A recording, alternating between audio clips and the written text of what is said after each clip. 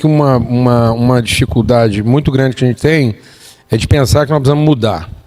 Quando você pensa em mudar, a gente parte do pressuposto que estava fazendo uma coisa errada. E o maior problema da igreja não é o que ela faz de errado.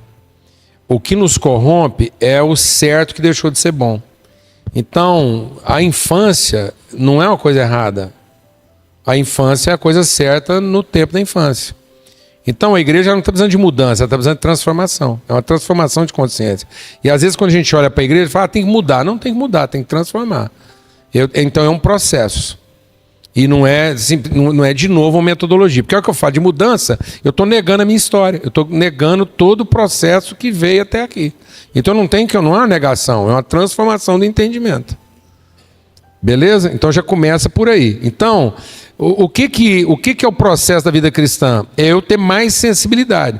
A infância trabalha no âmbito restrito da sinceridade. Então a igreja hoje passa sinceridade, falta o quê?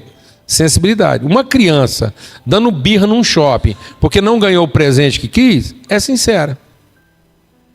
Um ladrão nervoso porque foi pego roubando, é sincero. Então, sinceridade é uma coisa que vai resolver só na minha relação direta com Deus. Na minha relação com os homens, não basta ser sincero. Tem que ter o quê? Sensibilidade. E a igreja, no seu ímpeto de sinceridade, ela foi perdendo o quê? Sensibilidade, ficou infantil. Ela está infantilizada na sua sinceridade, achando que basta fazer a coisa certa. Então nós estamos fazendo o certo pelo certo. E aí deixamos de fazer o que é bom. Beleza? Então nós estamos a recuperar o quê? A sensibilidade. Inclusive a sensibilidade do diálogo. A igreja, na sua sinceridade, começou a fazer coisa de branco para índio. Ah, vamos plantar uma igreja. É um projeto de branco para índio. A gente já chega lá e já resolve o que é bom para o povo. Ah, vamos distribuir cesta básica. É outro trem de branco para índio. A minha mãe, quando eu casei, uma luta miserável lá, minha mãe era um tal de mandar umas compras do supermercado para casa. Um dia eu liguei para ela e falei, mãe, pelo amor de Deus, vou fazer um negócio, senhora. Só vem cá me visitar. Ela foi lá em casa, abriu os armários, falei, tá vendo? Ó? Tem 200 latas de um trem aqui que em casa não usa, pelo amor de Deus. Então, faz um favor para mim. Próxima vez que a senhora tiver a brilhante ideia de abençoar a minha casa, me liga. Só isso, me liga, me inclui no processo. Não estou negando sua ajuda, mas só faz eu participar do processo. Nós não estamos inserindo a comunidade. Então o que ele deu aqui é um exemplo de sensibilidade. Quem é o povo que nós queremos alcançar? Então eu não vou partir de um quê? Eu estou partindo de um quem. Recuperamos a sensibilidade. Conversamos com a comunidade. A comunidade faz parte do processo. Não é o que Jesus falou? Chega numa cidade e hospeda na casa do homem de honra. Come com ele, hospeda com ele, senta na mesa dele. Então a igreja já tem os evangelistas. Só que, entendeu? A igreja ela tem a mensagem, ela só tem que encontrar o evangelista, chegar na comunidade e viver com o evangelista. Porque esse cara é que vai dar para nós a linguagem da comunidade. A mensagem nós temos, mas nós não estamos tendo a linguagem. Porque trazemos uma linguagem totalmente desadequada de branco para índio. Beleza? Recuperamos a sensibilidade. A hora que isso acontece, nós vamos entender o seguinte, que parte da nossa dificuldade é que a gente acha que o papel da igreja é corrigir o que está errado. O papel da igreja não é corrigir o que está errado, é fazer o que é bom. Então Paulo dá um segredo, ele diz assim, ó, uma coisa faço. Quantas coisas ele faz? Uma. Só que dividido em duas partes, que é deixando as coisas que ficam para trás, avanço para aquelas que estão diante de mim. Então um dos equívocos que a gente comete é pensando em mudança, eu quero corrigir o que está errado. Não, desencana, não corrige o que está errado, começa a fazer o que é bom. Porque é na disposição, na alegria de fazer o que é bom, que você encontra coragem para se livrar do que você tem que se livrar. Lá em Neemias 4 revela isso. A Bíblia diz o seguinte, que o povo, movido do desejo de fazer o muro, eles foram até na metade.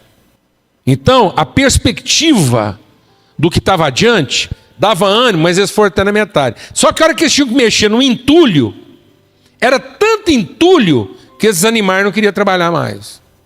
Vou falar para você uma coisa, amado. Entulho não é lixo.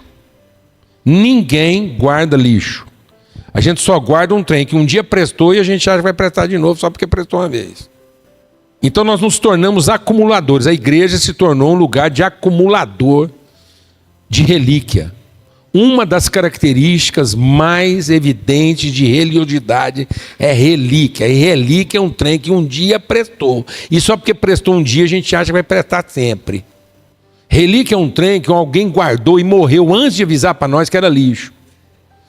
E a gente encontrou aquilo guardado e achou só porque estava guardado, prestava. Aí a gente monta uma estrutura para continuar guardando. Quem está entendendo o que eu estou falando aqui?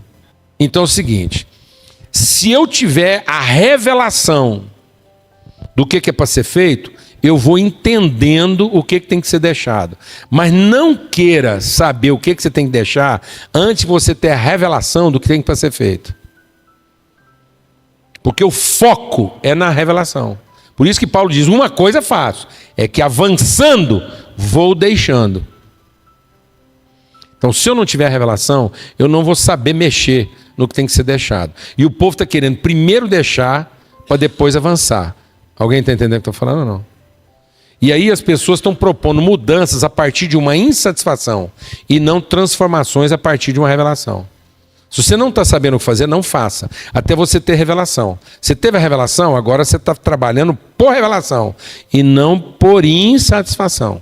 O problema é que tem muito líder metendo os pés pelas mãos, porque a partir de uma insatisfação ele vai lá imitar o outro que está fazendo um negócio e ele está achando que só porque deu certo com o outro vai dar para ele. Então nós estamos nos tornando copistas de boas práticas e não imitadores de bons compromissos. Então eu tenho que ir lá imitar o compromisso do cara e não ir copiar a prática dele. Porque quem copia a prática peca num princípio científico. Para você repetir uma experiência e essa experiência ter sempre o mesmo resultado, você tem que garantir condições normais de temperatura e pressão, CNTP. Isso quer dizer o seguinte, se eu for lá nos Estados Unidos e ver uma experiência que deu certo lá, e pegar todos aqueles elementos que eu vi funcionando lá, e trouxer para funcionar aqui, é o seguinte, tem um negócio que aqui é diferente, a CNTP. Aí você vai tentar colocar um negócio em prática lá, que está noutra condição de temperatura e pressão. Aí aquele trem não vai dar certo, e você vai achar que você fez errado. Não é, companheira. Você fez a coisa certa, com os elementos certos, do jeito certo. Você só não levou em consideração a temperatura e pressão, que é diferente. Eu vejo lá o Ricardo, vou lá, falo, rapaz, olha como é que o Ricardo é com a mulher dele, já sei. Tudo que o Ricardo faz com a mulher dele, vou fazer com a minha. Ledo engano, porque lá em casa é outra temperatura e outra pressão, meu irmão. Então tem que imitar a sensibilidade dele. Falo, rapaz, o cara teve uma sensibilidade lá, e eu vou ter a sensibilidade dele, o empenho, o compromisso, a disposição, o engajamento, e vou buscar uma revelação. Ele encontrou a revelação, então eu vou encontrar a revelação. O Espírito falou para ele, vai falar comigo. E eu vou ter a revelação. E aí eu vou trabalhar por revelação, porque se eu for lá imitar ele, eu estou trabalhando por quê? Por insatisfação. Aí eu vou produzir uma mudança a partir de uma insatisfação, que é incredulidade, em vez de produzir uma transformação a partir de uma revelação, que é fé.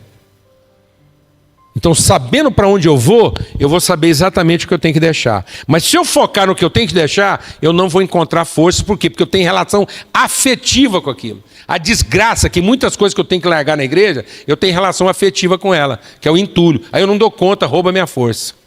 Eu não consigo me desvencilhar daquilo. Porque eu tenho relação histórica, afetiva com aquele negócio. O entulho faz parte da minha história. Aí eu não consigo lidar com aquilo. Aquilo mina minha disposição. Então eu vou encontrar disposição onde? Na revelação.